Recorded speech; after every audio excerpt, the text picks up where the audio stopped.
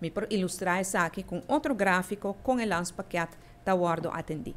Você vê três cores, verde, oranje e coral.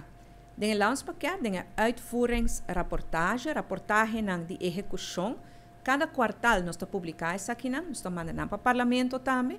Em cada quartal nós avisa como nós estamos indo. Ora que de ação está indo bom, é a cor verde. Ora que é preocupante, é a cor oranje. E ora não está indo bom, é a cor coral.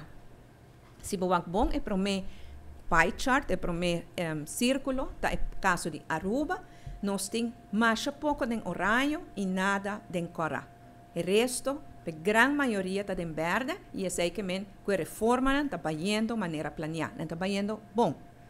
E de dois, é caso de Corsol, para comparar, e você mira que o Corsol tem pouco mais reto que nós, para atender com a reforma, tem mais na oranje, e vários na coral, e menos na verde. E é de três círculos de St. Martin, e na você mira que o St. Martin tem pouco mais reto que nós, também não melhor que o Corsol, mas esse é o reto que o país está enfrentando.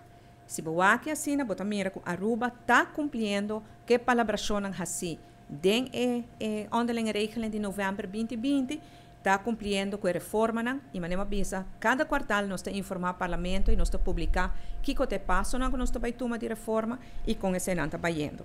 E único de três condições que queda pendente é o tema de raft, maneira como avisa. Nós negociamos com a Holanda, hope intensamente para lograr trazer algum cambio no conceito de raft que nós apresentamos na primeira instante. Pero maneira ma bisa, na novembro de 2021, o governo vai de acordo para mandar lei aqui de processo, para assim nós podemos Conselho de Raad van Advies de Aruba e Raad van State de Holanda. Nós estamos sa que o Raad van Advies e Raad van State lo dão a nossa razão, pero de negociação com Holanda não está disposto para ir mais leu e aceitar mais cambio de RAF. Não aceitar algum cambio sim, pero não tudo.